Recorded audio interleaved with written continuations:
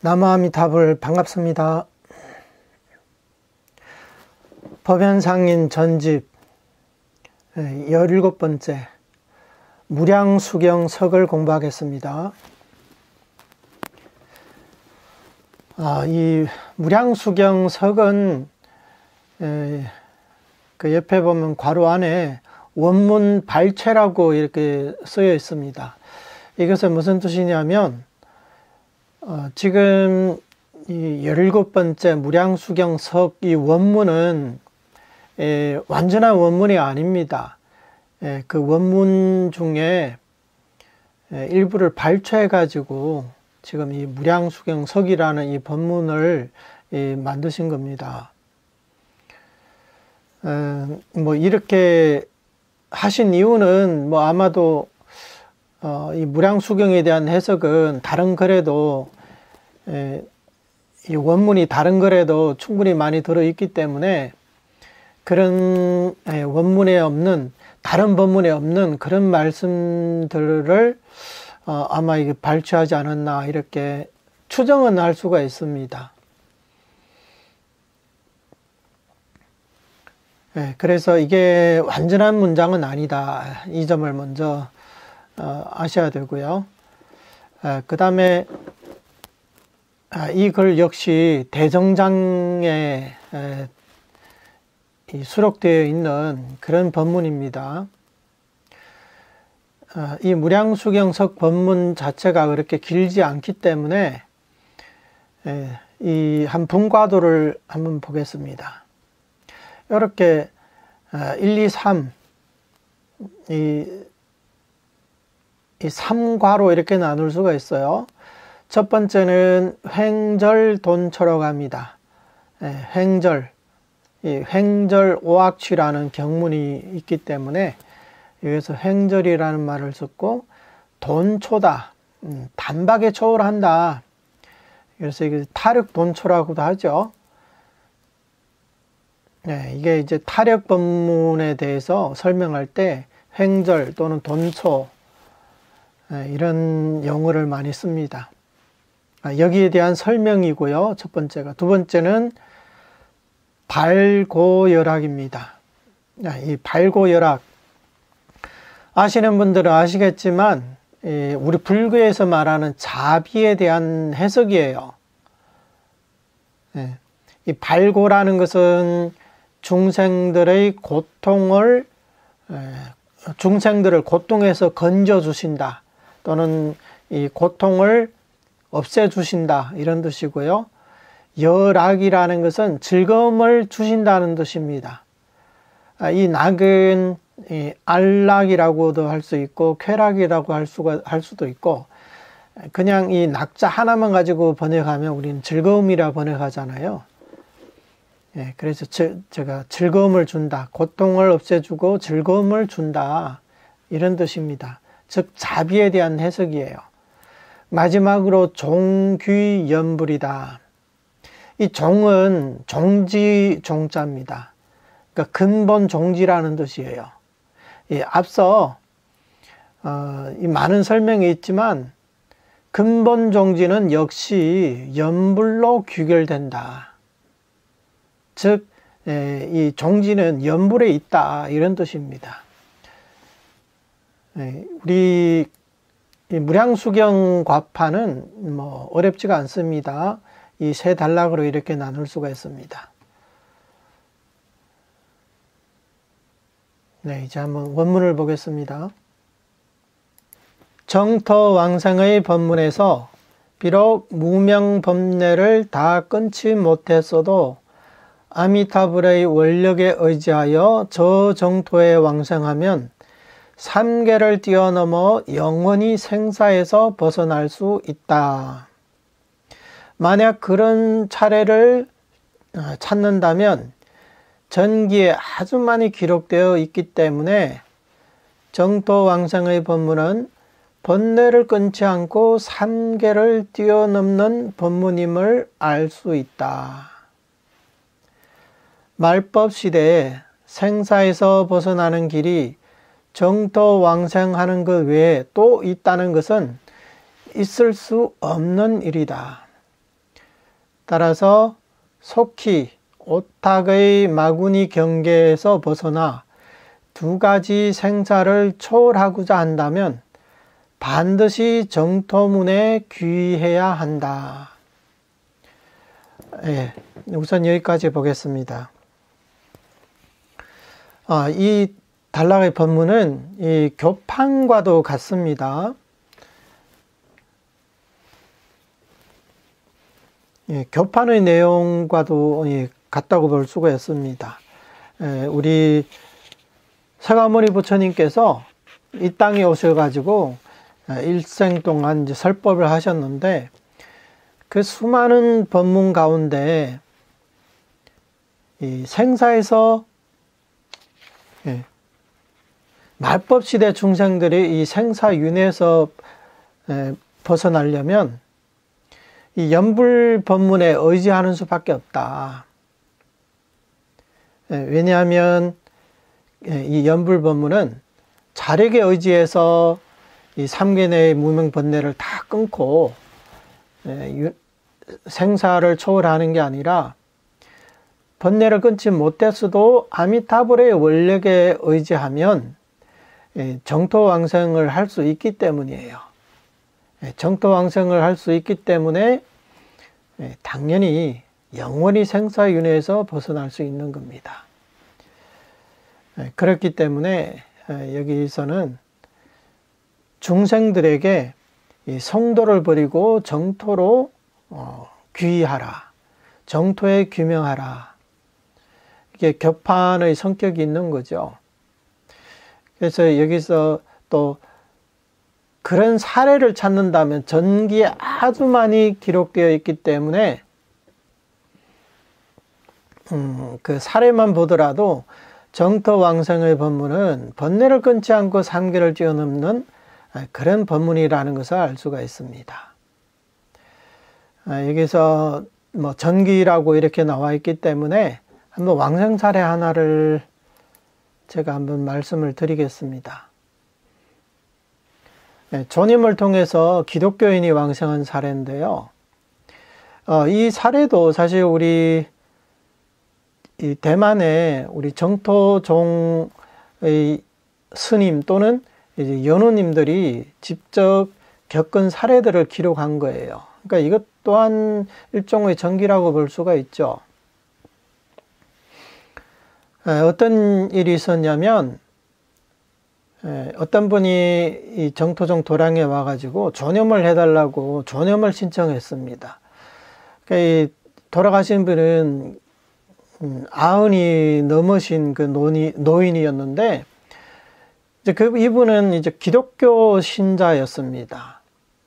그리고 두 아들이 있는데 아들 하나는 기독교를 믿고 또 하나는 천주교를 믿었습니다.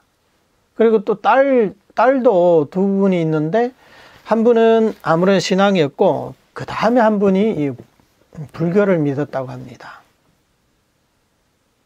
그리고 그 집 뭐 며느리들은 일반 그냥 도교 신앙, 뭐 그런 신앙을 갖고 있었다고 합니다. 그러니까 이 집안은 뭐 여러 가지 종교들이 다 섞여 있죠. 그럼에도 종교가 이렇게 서로 다르지만 그래도 대만 사회에서는 이 유교 문화, 효 사상이 그렇게 남아있기 때문에 자기들이 믿는 종교는 아니지만 그래도 이 아버지를 위해서 돌아가신 아버님을 위해서 존염을 하는 거라고 하니까 그래도 이 아들들도 다 참석을 해가지고 한 2시간 넘게 함께 이렇게 연불도 했다고 합니다. 그래서 우리 연훈이 한 분이 우리 거사님이죠. 이때 이제 존염에 스님은 참석을 못하고 아마 이 거사님이 참석하셨나 봅니다. 그래서 존염을 하면서 이제 법문을 좀 해드린 거예요. 우리 정토종 교리에 맞게 이렇게 법문을 좀 해드린 거예요. 어떻게 법문을 해드렸냐면 간단하게 제가 말씀드리겠습니다. 여러분들도 나중에 존임할 기회가 있으면 따로 이제 법문을 해드리는 그 스님이 없거나 또 다른 연우님이 없으면 본인이 할 수가 있잖아요. 간단한 이 법문이에요. 이분은 어떻게 하셨냐면 불자 아무개 노구사님, 그러니까 그분의 이제 성함, 만약에 우리 연우님이라면 당연히 이제 법명을 이렇게 불러드려야 되겠죠. 미타자부께서 구제하시려는 분이 바로 당신이십니다. 당신이 바로 미타자부의 이 보배이십니다. 지금 이 보배 아들이 어려움이 있습니다. 무슨 어려움이냐면 생사에서 윤회하는 그런 고난이 있습니다. 지금 만약 이 아들을 극락세계로 구제가지 않는다면 이 아들이 끊임없이 생사윤회의 고통을 받게 됩니다. 중생의 고통이 바로 미타자부의 고통이므로 아미타 부처님께서 적극적이고 평등하고 무조건적으로 오셔서 우리를 구제해 주시려고 하는 겁니다. 여기에는 종족을 따지지 않고 종교를 따지지 않고 신앙을 따지지 않고 그리고 지역도 따지지 않고 중생들에게 수행이 있든 없든 일절 따지지 않습니다. 모두 아무 조건 없이 평등하게 구제를 해 주십니다. 이렇게 법문은 이렇게 간단하게만 해드렸습니다. 이렇게 반복해서 연불을 좀 하다가 또 법문도 좀 하고 연불 하다가 법문도 좀 하고 이렇게 해서 연불을 전염을 하고 있는데 갑자기 뒤에서 막 시끄러운 소리가 들리는 거예요. 그래서 연불 도중에 저 사람들이 왜 그러지? 그때는 이제 이해가 안 됐다고 합니다. 그래서 전임이 끝난 다음에 아까 왜 그렇게 시끄러웠냐 이렇게 물어봤더니 이 돌아가신 분이 이미 부처님을 따라 극락왕생하셨다는 거예요. 무슨 얘기냐면 이 돌아가신 분 이 망자의 이 딸이 하나 있는데 그 딸이 2명이 있다고 했잖아요. 그중 한 분이 갑자기 너무 피곤함을 느껴가지고 방에 들어가 조금만 휴식을 취했다가 다시 나와서 전염을 해야지 이런 마음으로 좀 이제 쉬러 가셨다고 합니다. 근데 이제 조금 누워가지고 잠들락 말락 할 때 아미타 부처님께서 연꽃을 가지고 자기 아버지를 이렇게 접인하러 오시는 것을 두 눈으로 똑똑히 보게 된 거예요. 그때 아버지는 어떻게 하셨냐면 연화대에 올라가서 부처님이 이렇게 주시는 이 연화대에 올라가셨다는 거예요. 그러면서 이 아버지가 이 딸에게 이 존염하러 오신 이 연우님들에게 고맙다는 그 인사를 전해달라. 그렇게 얘기를 하고는 부처님을 따라서 왕생을 하셨다는 거예요. 그래서 그 딸이 이 광경을 보고는 너무 기쁘잖아요. 우리 아버지가 극락세계 왕생하셨구나. 그래가지고 이제 자다 말고 일어나가지고 뒤에 있는 그 사람들에게 방금 무슨 일이 일어났다 이것을 얘기를 해주면서 뒤에 있는 연우님들에게 감사하다는 그런 이제 감사함을 이렇게 표시를 한 거였습니다. 그러다 보니까 뒤에서 굉장히 좀 시끄럽게 그렇게 들렸던 겁니다. 이 얘기가 2021년 11월 2일 날 그때 올라온 얘기거든요. 그러니까 이분을 한번 보세요. 이분 본인은 기독교 신자였습니다.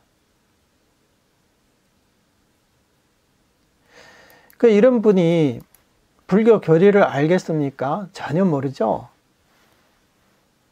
아마 생사윤회에서 벗어난다 이게 무슨 의미인지도 모를 겁니다.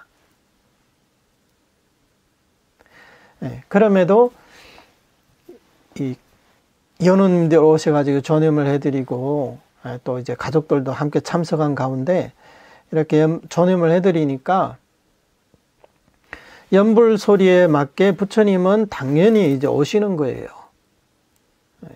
바로 그런 별언이 있으시잖아요.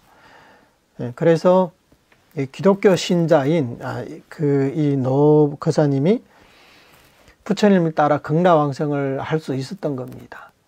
자, 한번 보세요. 만약에 우리 정도법문이 아니라면, 만약에 이런 분에게 성도문의 교리를 설해주고 성도문의 그런 수행을 권한다면 할 수 있겠어요?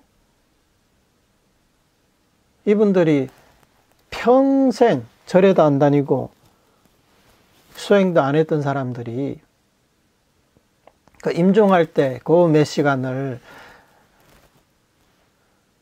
그 어떤 수행을 한들 윤회에서 벗어날 수 있겠습니까? 다행스럽게 우리 정도법문을 만났기 때문에 이러한 수승한 인연이 있었기 때문에 왕생할 수 있었던 겁니다. 이런 사례들은 사실 전기에 보면 수없이 기록되어 있습니다. 옛날의 기록도 많고요. 현대 기록도 굉장히 많습니다. 그래서 이런 이 왕생 사례만 보더라도 우리 정도 법문은 번뇌를 끊지 않고 삼계를 뛰어넘는 그런 법문이라는 것을 알 수가 있잖아요. 그래서 말법 시대에는 생사에서 벗어나는 길은 정말 정도 왕생하는 것 외에는 없습니다. 물론 다른 수행을 해도 전혀 공덕이 없다 이런 얘기는 아니지만 그런 공덕을 가지고 윤회에서 벗어날 수 있느냐, 생사에서 벗어날 수 있느냐, 어림도 없습니다. 그래서 결론은 속히 오탁의 마구니 경계, 그러니까 우리 이 오탁 악재를 마구니 경계라고 합니다. 온갖 마장을 일으키는 세간이 우리 오탁 악재가 아니겠습니까? 그래서 이 오탁의 마구니 경계에서 벗어나 두 가지 생사를 초월하고자 한다면, 이 두 가지 생사라는 것은 분단 생사와 변역 생사를 뜻합니다. 지금 우리 육도 유래하는 중생들은 이것을 분단 생사라고 합니다. 그러니까 나누어서 태어나서 임종할 때까지 이렇게 한 토막 한 토막씩 이제 끊어져 있다는 거예요. 죽으면 또 다시 태어나고, 태어나서 어느 일정 기간 살다가 다시 죽고, 그 다음에 또 다시 태어나고, 이게 생사윤회를 뜻하는 거죠. 그래서 이것을 분단생사라고 합니다. 그 다음에 삼계를 벗어난 이런 성인들에게는 변역생사라고 있거든요. 이 변역생사라는 것은 우리가 이해하기는 좀 어렵습니다.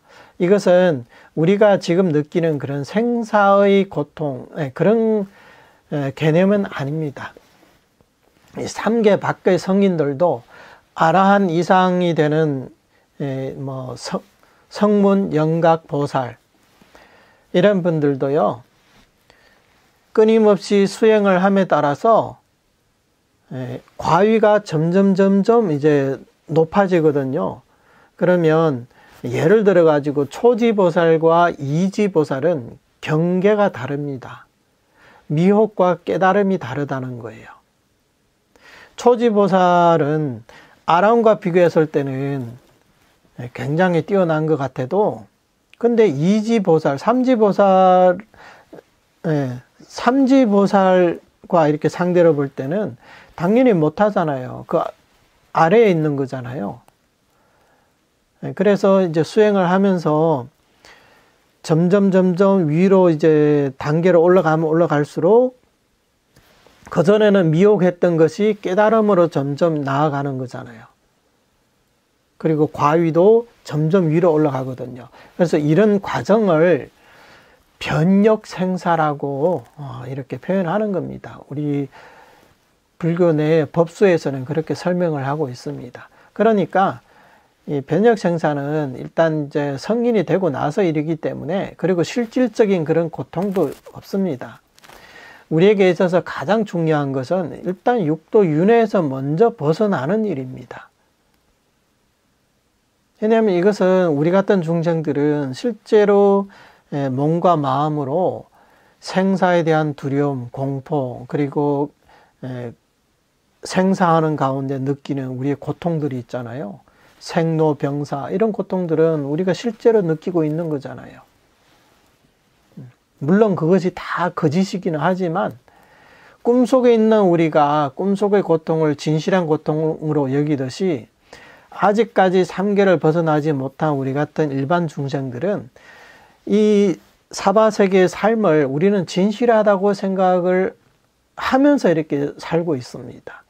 물론 이론적으로는 이것이 다 허망하다, 거짓이다 아무리 생각을 해도 그래도 병이 생기면 몸이 아픈 것은 사실이잖아요. 물론 우리 불교식으로 생각하면, 불교 교리로 생각하면 병 자체도 거짓이거든요. 진실이 아니거든요. 그럼에도 우리는 병이 걸리면 우리는 실제로 아프다고 느끼잖아요. 이게 우리 중생들이라는 겁니다. 그래서 우리 같은 중생들이 이런 두 가지 생사를 초월하고자 한다면 그 결론은 정토문에 귀의해야 한다. 이게 바로 이제 정토문의 특별한 부분입니다. 여기에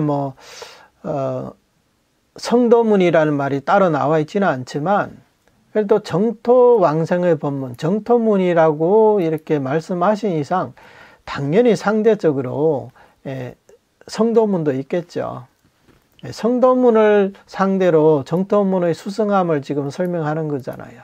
그래서 이것은 교판의 성격이 있다. 교판의 내용이다. 그런 까닭에 도작선사가 이 경의 횡절오악취 글에서 다음과 같이 말하고 있다. 이것은 도작선사의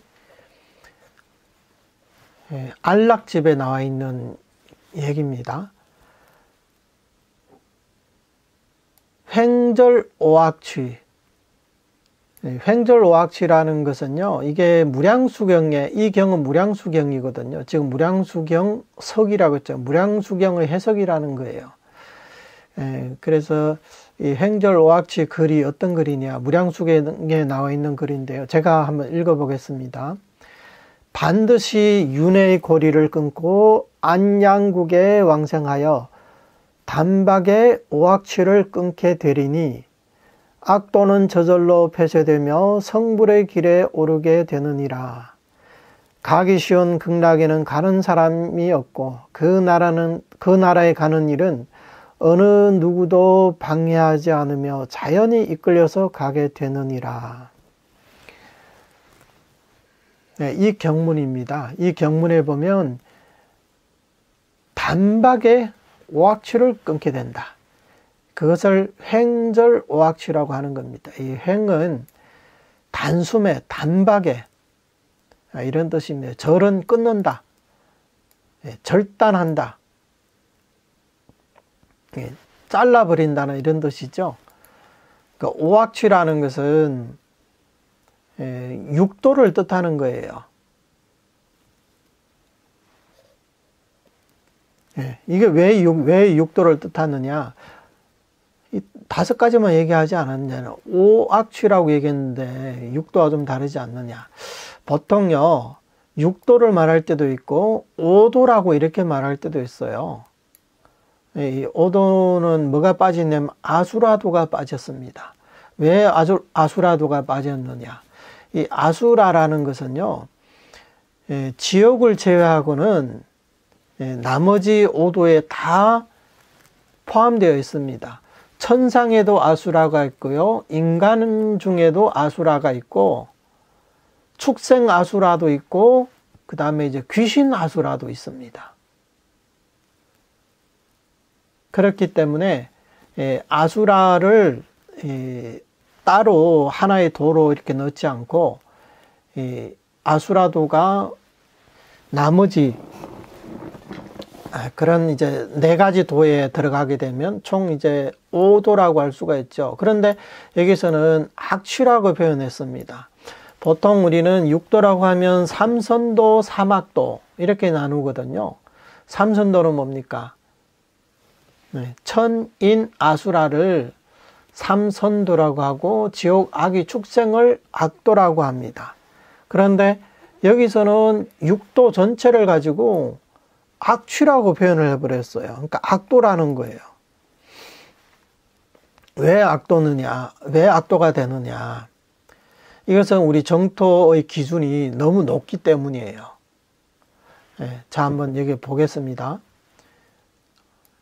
이것은 안락집에 나와 있는 얘기입니다. 원문이에요.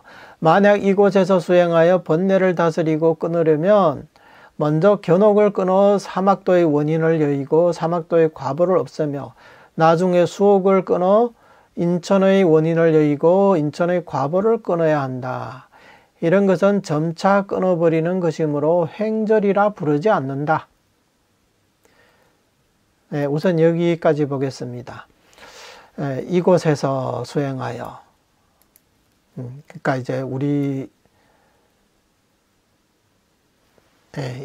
우리가 지금 사는 이곳에서 이제 수행해가지고 번뇌를 다스리고 끊으려면 먼저 견옥을 끊고 그 다음에 나중에 수옥을 끊어야 된다.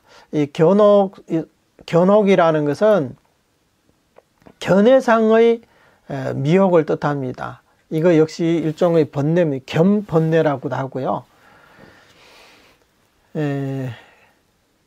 수옥이라는 것은 구역에서는 구역, 신역 이렇게 나누는데 수옥이라 부르기도 하고 이제 사옥이라고도 부릅니다.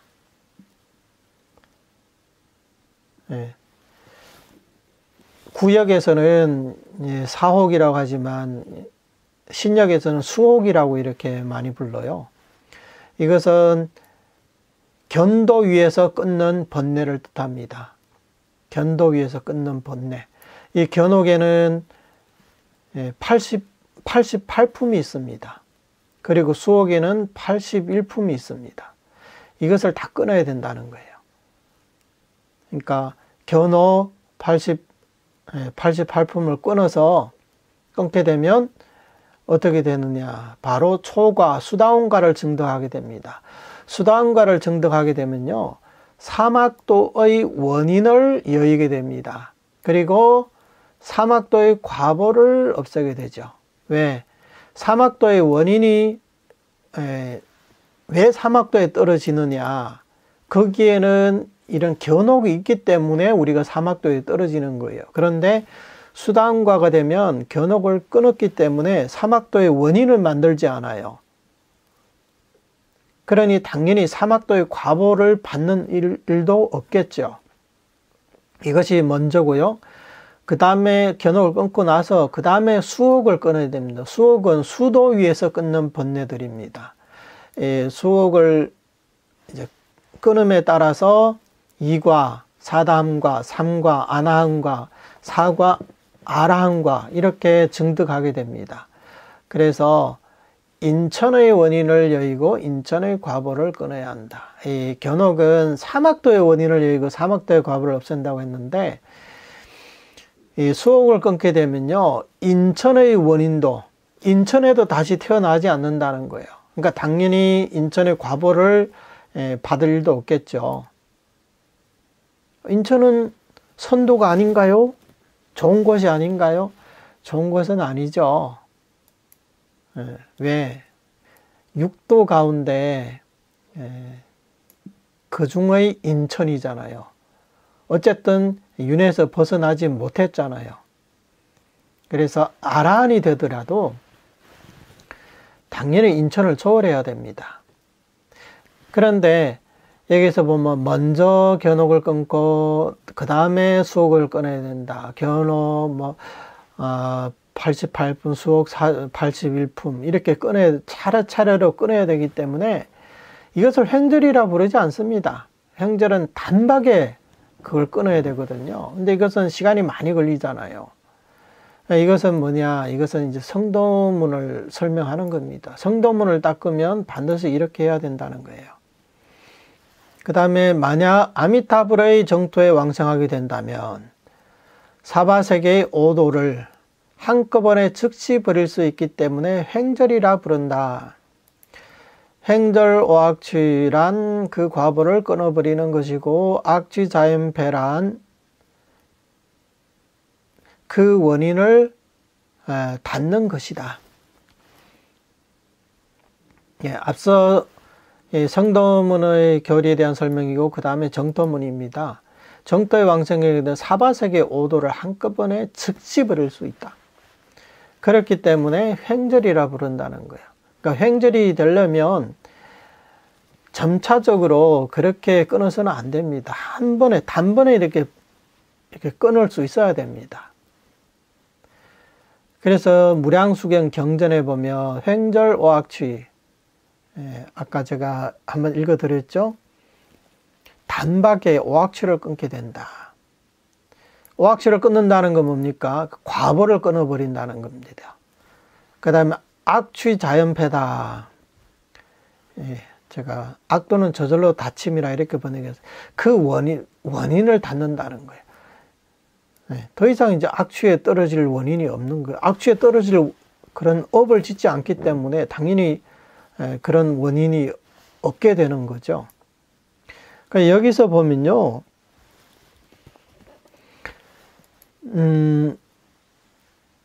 이 오도라는 것은 아까도 설명드렸지만 지옥, 악의 축생, 그 다음에 하늘, 그 다음에 인간, 이렇게 이제 오도입니다. 이 오도는 이 가운데 아수라도가 빠졌다고 했잖아요. 이 오도로 갈 때 육도와의 같은 얘기다, 이렇게 보셔야 됩니다. 한꺼번에 다 즉시에 버릴 수가 있다는 거예요. 동시에 버릴 수가 있다는 거예요. 사막도에서 사막도를 먼저 벗어나고, 그 다음에 인간을 인도를 초월해서 천상에 태어나고, 천상을 초월해서 그 다음에 윤회에서 벗어난다. 그게 아니라는, 한꺼번에 6도, 5도 내지 6도는 한꺼번에 단박에 끊어버려야 된다는 거예요.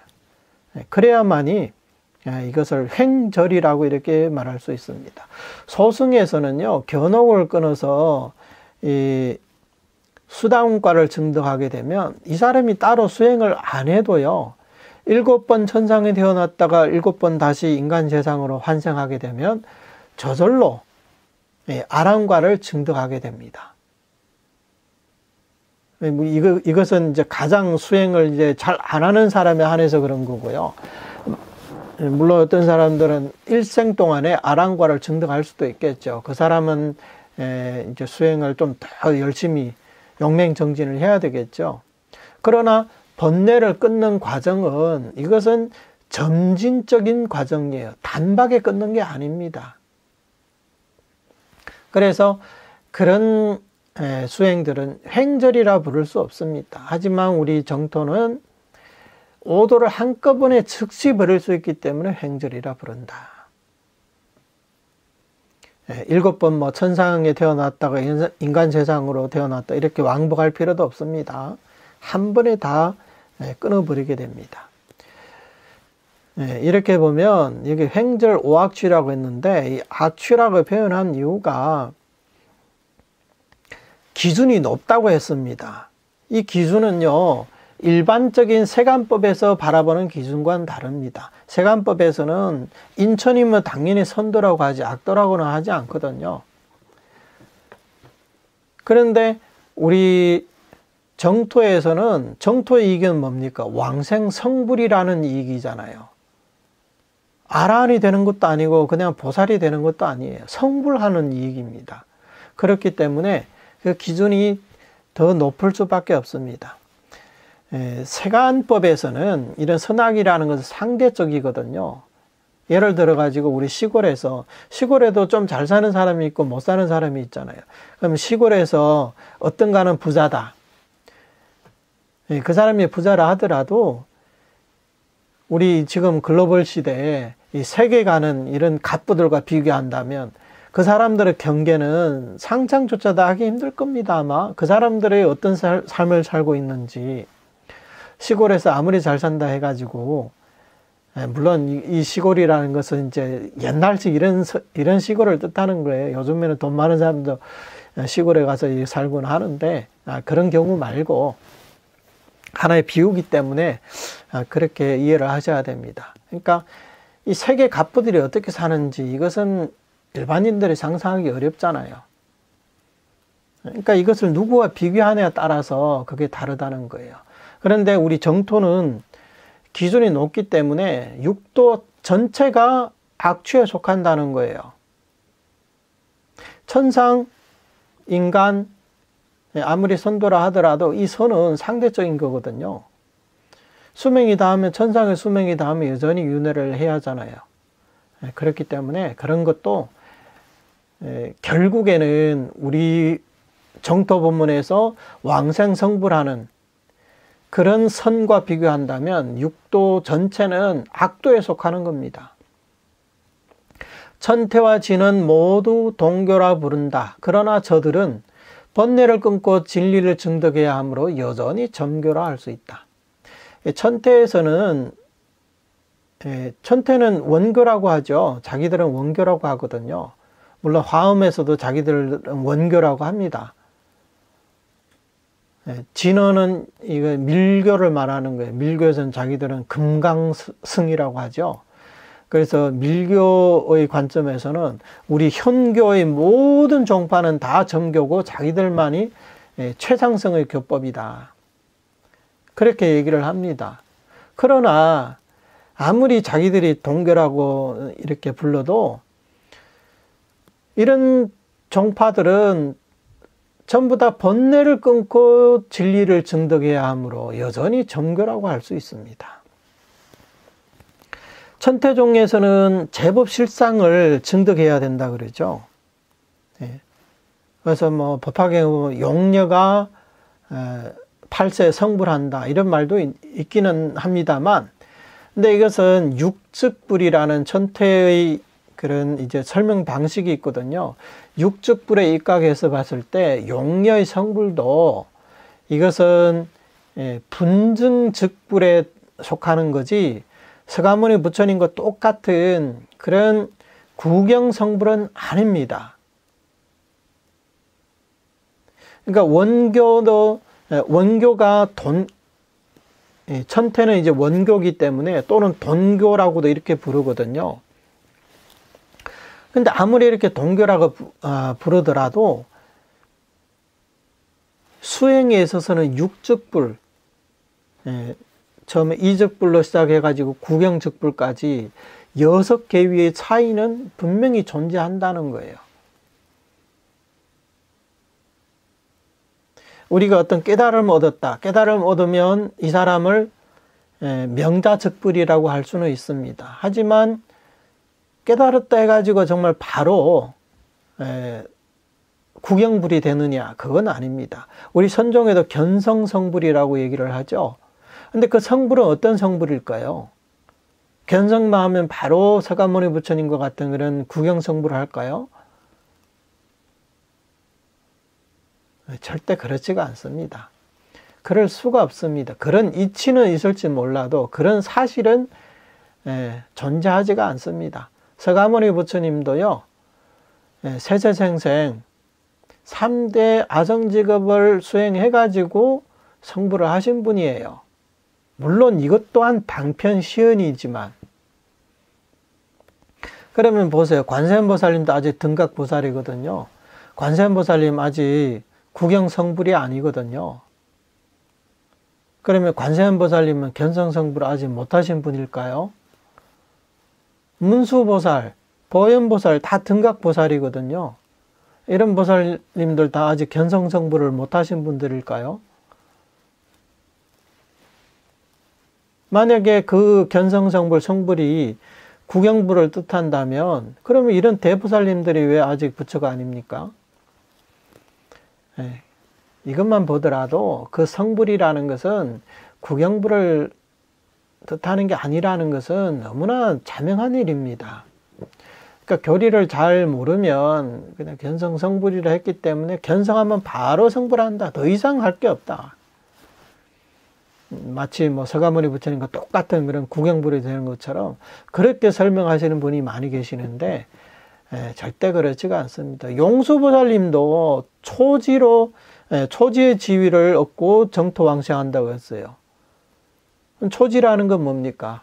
초지라는 것은 아직도 분증즉불이라는 거예요. 구경불도 아니에요.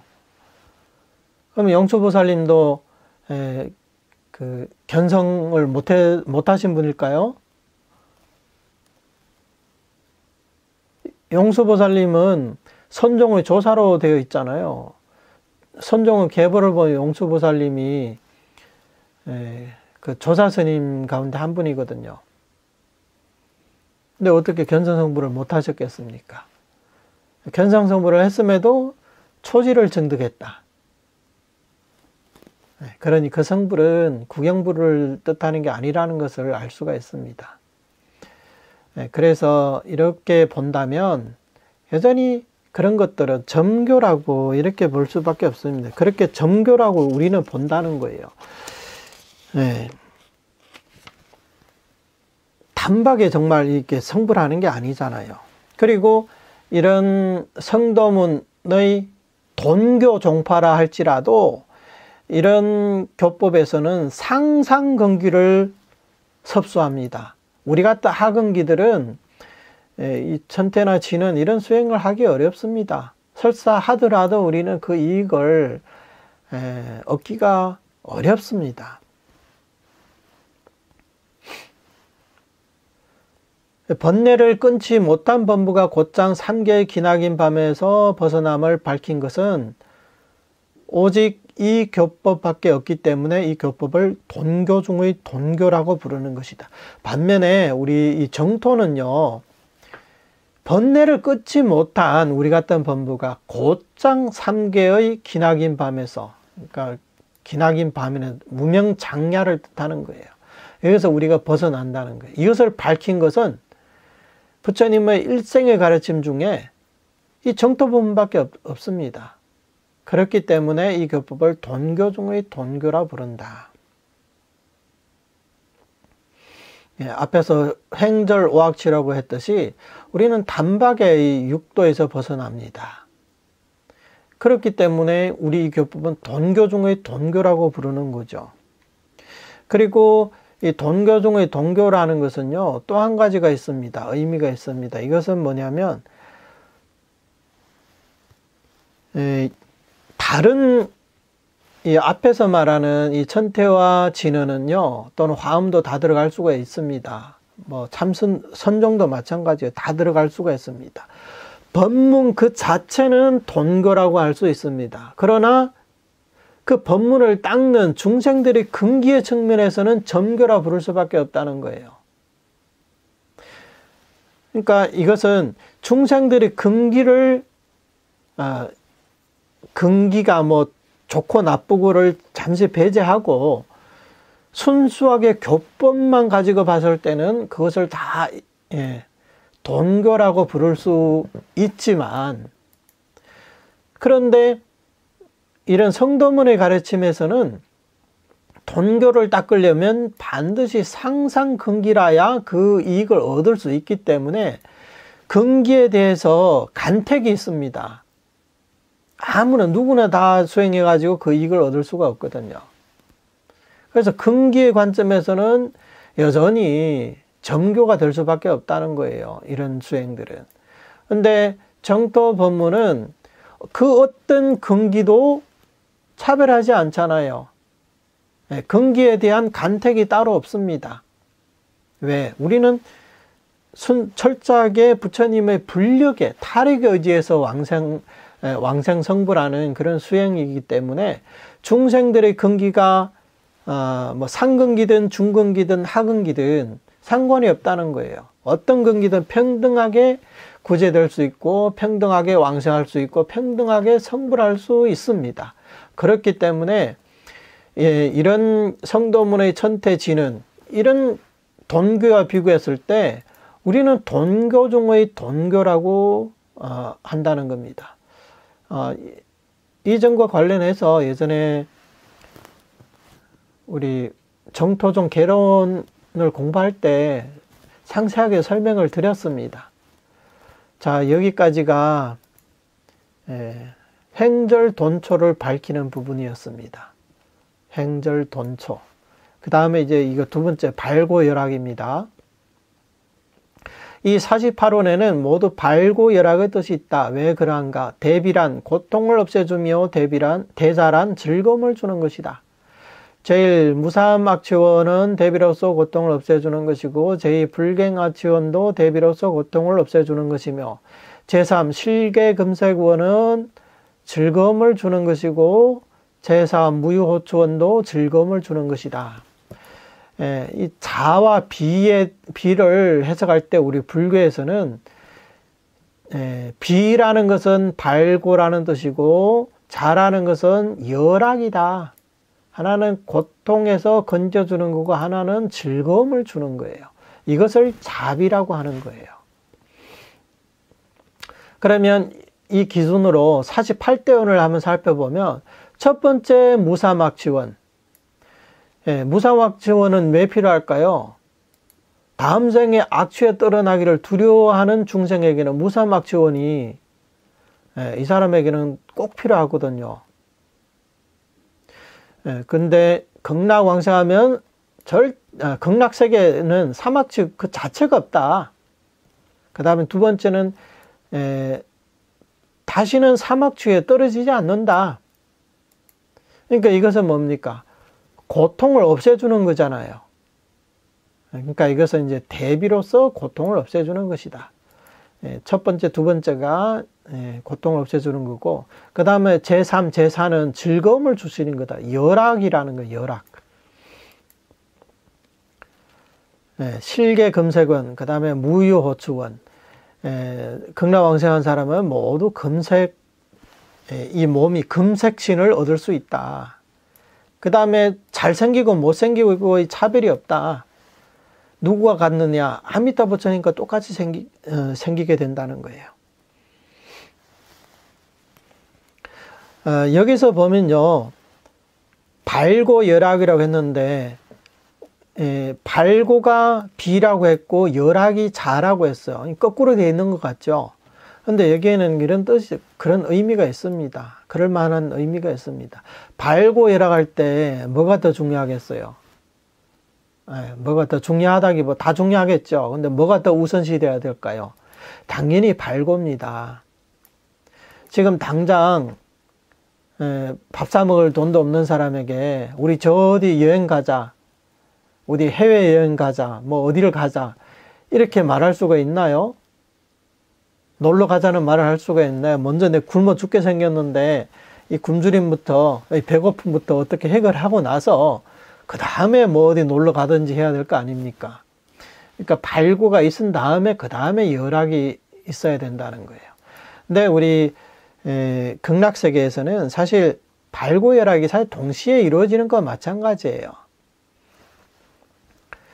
이런 고통이 없으면 당연히 이제 즐거움을, 안락을 얻게 되는 거죠. 심신이 편안해지잖아요. 그리고 그 중에서 나아가 제18 연불왕생원에도 이 두 가지 뜻이 있다. 그러니까 제18원에 하나의 원에 이 두 가지 발고열악의 뜻이 다 있다는 거예요. 생사에서 벗어나는 것은 고통을 없애주는 것이고, 일단 연불하면 우리가 윤회에서 벗어날 수 있잖아요. 그게 바로 우리의 윤회의 고에서 벗어나게 해주는 거예요. 고통을 없애주는 것이잖아요. 그러니까 이것은 발고고요. 극락왕생은 즐거움을 주는 것이다. 우리가 일단 극락왕생하면 극락세계는 무위열반계라고 했잖아요. 그래서 우리는 열반의 나학을 얻게 되는 겁니다. 그러니 즐거움을 주는 거죠. 극락왕생 그 자체가. 생사의 무고통을 일시에 다 여의고 정토의 모든 즐거움은 일념 사이 즉시 얻게 된다. 이것도 단박이죠. 일시, 일념 사이, 즉시 다 그런 뜻입니다. 생사에서 벗어나는 것은 횡절이다. 단번에 다 여의게 되고 생사의 모든 고통은, 정토의 즐거움도 우리는 일념 사이 즉시 다 얻을 수가 있습니다. 극락세에 가가지고 그런 즐거움을 조금씩 얻는 게 아니라 한 번에 다 얻을 수가 있습니다. 그래서 우리 같이 이렇게 정토왕생을 발언하는 사람은요, 극락세에 가가지고 순차적으로 먼저 아랑과를 증득하고 그 다음에 보살과를 증득하고 그 다음에 나중에 불과를 증득하는 게 아니에요. 우리는 정토에 왕생하면요 아주 빠른 시일 내에 바로 불과를 증득하게 됩니다. 물론 본인의 어떤 원력이 있어가지고 지당보살처럼 지옥 중생을 다 구제하기 전에는 맹척고 부처가 되지 않겠습니다. 이렇게 발언한다면 그러면 보살의 신분으로 더 오래 머물 수는 있겠죠. 그것은 다 본인의 자유입니다. 본인의 발언하는 바대로 그렇게 어떠한 과위도 다 얻을 수가 있습니다.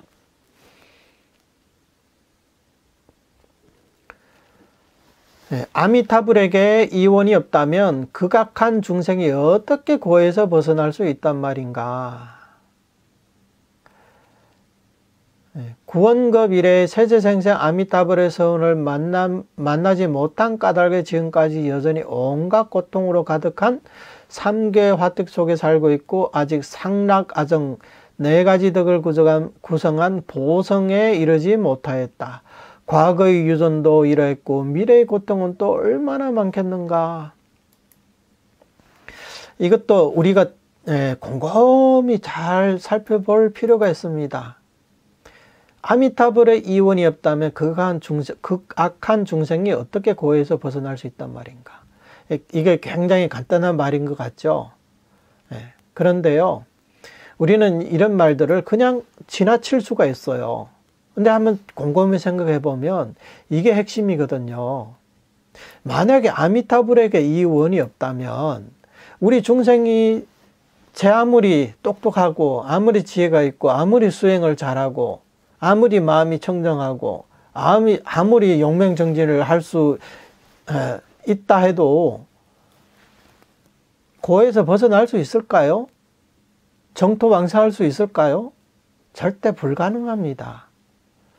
따라서 일단 중생이 고해에서 벗어날 수 있는 것은 아미타불에게 이 원이 있기 때문이에요. 이 원이 무슨 원입니까? 연불왕생원이라는 겁니다. 그리고 일반 중생도 아니라 우리같이 극악한 중생, 가장 악한 중생이라는 거예요. 우리는 극선 중생이 아니라 우리는 극악한 중생입니다. 우리 같은 이런 중생이 아미타불에게 이원이 없다면 우리 스스로 수행해가지고 자력으로 어떻게 고에서 벗어날 수 있습니까? 지금까지 우리가 청도문 수행을 안 해봤겠습니까? 84,000번만 우리가 거의 다 닦아봤을 겁니다. 다 수행을 해봤습니다. 그러나 왜 오늘날까지 우리는 아직 윤회에서 벗어나지 못했을까요? 그것은 세세생생 아미타불의 서원을 만나지 못했기 때문에 지금까지도 우리는 이 3계 화택에 살고 있잖아요. 그리고 상락아정, 상락아정은 열반의 4가지 덕정입니다. 열반의 4가지 덕에 상락아정이 있습니다. 그리고 이 4가지 덕을 구족한 보성, 이 보성이 뭡니까? 열반 보성을 뜻하는 거예요. 열반성이라는 게 극락세계를 열반성에 비유한 거예요. 극락은 무의 열반계잖아요. 그래서 상락아정 4가지 덕을 구족한 열반 보성에 이르지 못하였다. 그러니까 극락왕생 못했다는 거예요. 지금까지. 과거의 유전도 이랬고 미래의 고통은 또 얼마나 많겠는가. 우리는 세생생 이렇게 윤회를 해왔습니다. 금생에 만약에 우리가 극락왕생 못한다면 미래의 고통은 또 얼마나 많겠습니까? 지금까지 그렇게 해왔듯이 미래에도 그렇게 되지 않겠습니까? 자, 그 다음에 계속 볼게요. 그런데 지금 무슨 행운으로 이 대원을 만났는가? 우리는 정말로 행운 아들입니다. 우리는 왜 이 대원을 만났으니까, 이 연불왕생원을 만났으니까 우리는 행운이라는 거예요. 비록 이미 대원을 만났어도 믿지 않는다면 만나지 못한 것과 무엇이 다른가?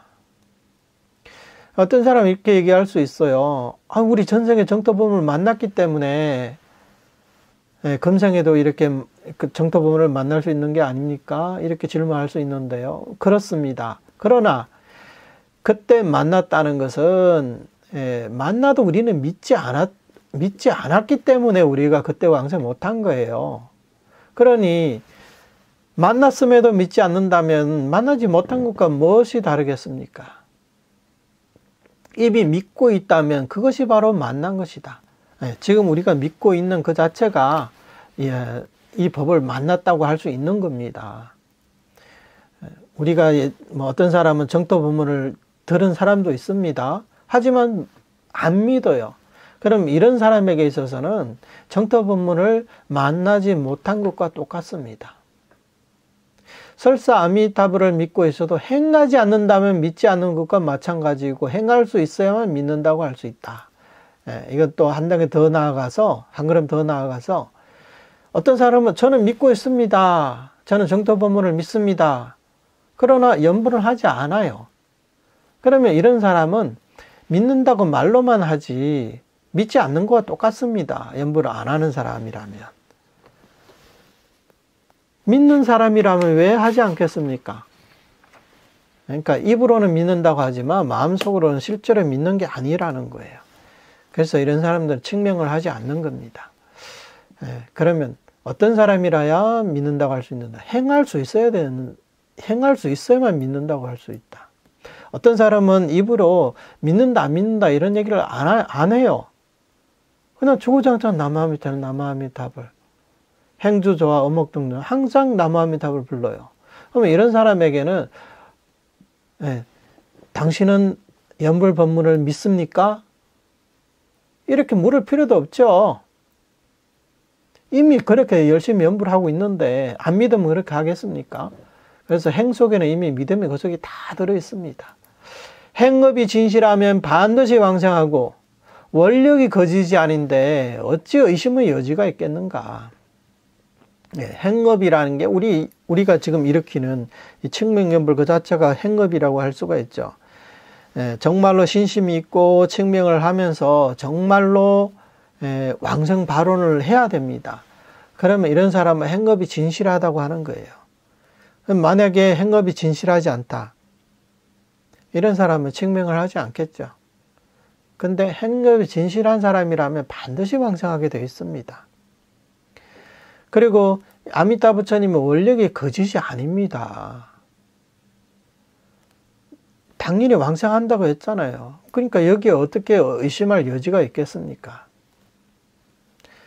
만약 왕생하여 생사에서 해탈하고 모든 고통을 멀리한다면 곧 대비로서 고통을 없애주는 것이고 대비로 고통을 없애주는 것이다. 일당극락세에 왕생하면 몸과 마음으로 항상 온갖 즐거움을 누리게 된다. 여기까지가 발고열악입니다. 마지막이 이제 종귀연불. 발고열악이 우리 정토 법문에는 다 들어 있습니다. 자비가 그 속에 다 들어 있습니다. 다시 말해서 우리 정토 법문 그 자체가 바로 대자대비의 법문이라는 거예요. 보통 우리는 불보살님들의 공덕을 찬탄할 때 대자대비하신 부처님이시여 이렇게 찬탄을 하잖아요. 그러나 물론 이제 다른 불보살님도 다 대자대비하신 것은 사실입니다. 하지만 그 대자대비가 정말로 실질적으로 우리에게 그 이익을 주는 것은 이 정토 법문이라는 거예요. 우리가 지금 서가모니 부처님이 아무리 불러도 우리가 서가모니 부처님의 무슨 국토에 왕생할 수 있겠습니까? 아니면 그 공덕으로 우리가 다른 어떤 불국토에 왕생할 수 있겠습니까?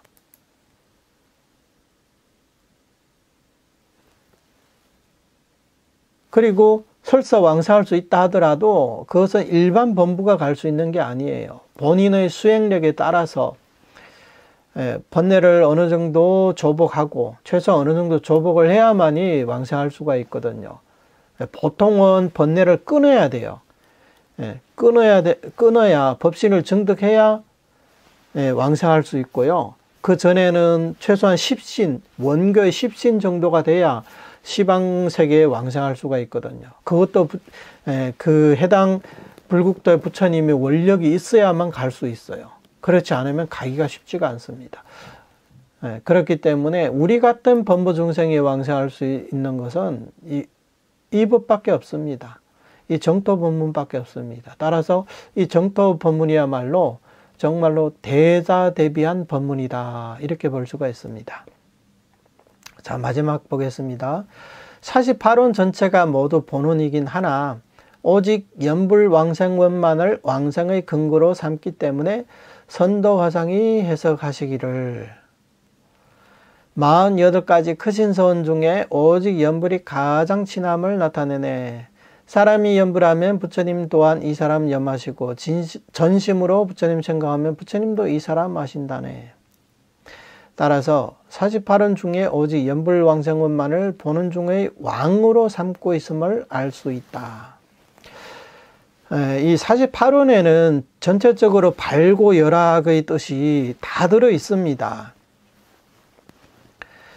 그러나 이 발고열악의 이 뜻이 가장 뚜렷하게 나타내는 원이 바로 연불왕생원, 제18원 연불왕생원이라는 거예요. 그래서 선도대사님은 이 48원을 해석하시면서 뭐라고 하셨냐면 48가지 크신 서원 중에 오직 연불이 가장 친함을 나타내네. 48가지 하나하나 제1원에서 48원까지입니다. 사실 48대원이라고 하지만 더 전개하려면 더 전개할 수가 있습니다. 48원 밖에 또 부처님의 발언도 꽤 많이 있습니다. 그러나 무량수경에서는 48원만 얘기했기 때문에 우리가 알고 있는 건 48대원으로만 알고 있는데 사실은 부처님의 서원은 수없이 많습니다. 그런데 그 많은 법문 중에 오직 연불이 가장 친하다는 거예요. 이 연불과 우리와의 관계가 가장 친밀합니다. 가장 가깝습니다. 만약에 연불왕생이 없다면 발고열악이라는 것은 빈말에 불과하잖아요. 그러나 우리가 연불에서 극락왕생만 하게 되면 몸과 마음으로 항상 온갖 즐거움을 누리게 된다. 우리가 제18원을 제외한 47원 그런 원을 몰라도 극락왕생하면 그런 이익은 다 얻게 되는 거잖아요. 연불왕생만 한다. 연불만 한다면 제18원에만 의지하면 나머지 원의 이익은 저절로 얻게 되잖아요. 우리가 제1원 무삼악취원 이것을 모르고 극락왕생 한다고 해서 극락세계 악취가 있겠습니까? 그러니까 이것은 알든 모르든 연불왕생하면 저절로 다 얻게 되는 그런 이익이라는 거예요. 그런데 우리가 왕생하고 못하고는 연불에 달려 있잖아요. 극락세계가 아무리 좋고 극락세계 하면 뭐 아무리 빨리 성불하고 뭐 어떻게 아무리 장엄하고 청정하고 수승하다고 해도 우리가 왕생 못하면 빈말에 불과하잖아요. 무슨 이익이 있겠어요? 왕생 못하면 내게 아니잖아요.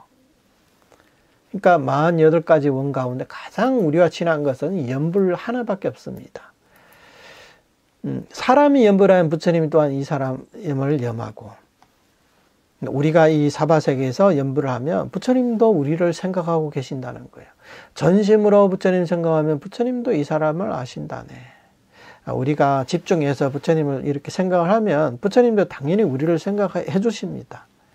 그래서 부처님의 삼업과 우리의 삼업이 서로 떨어져 있지 않다는 거예요. 그렇기 때문에 부처님의 광명이 언제나 연불 중생을 섭취불사하는 겁니다. 우리는 현생에는 광명의 섭취 그리고 부처님의 혼임을 받고 멸죄를 하는 그런 이익을 얻게 되고요. 임종할 때는 부처님의 영접을 받게 되고 우리 3계의 개박된 업이 우리를 장애를 할 수가 없습니다. 이것이 광명의 3년입니다. 세 가지 증상년이 있거든요. 그렇기 때문에 이 48원 중에도 제18원 연불왕생원이 가장 중요합니다.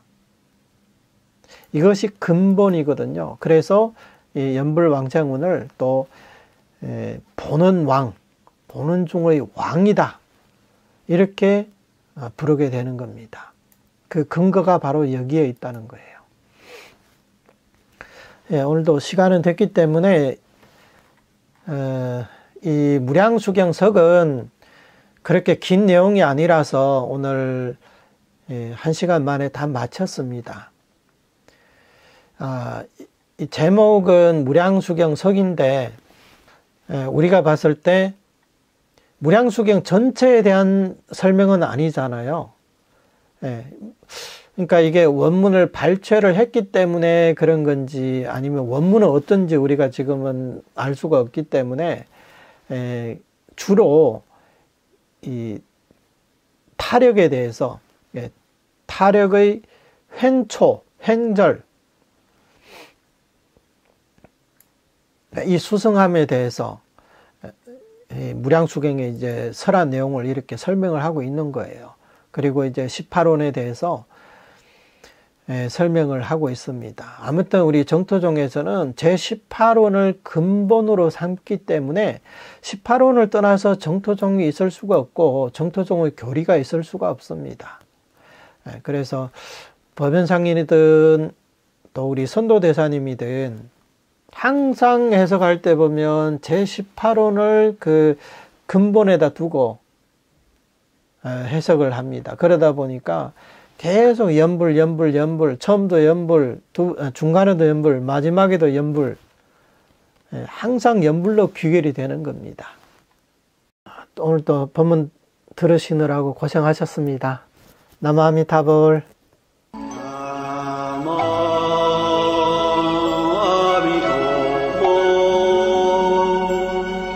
나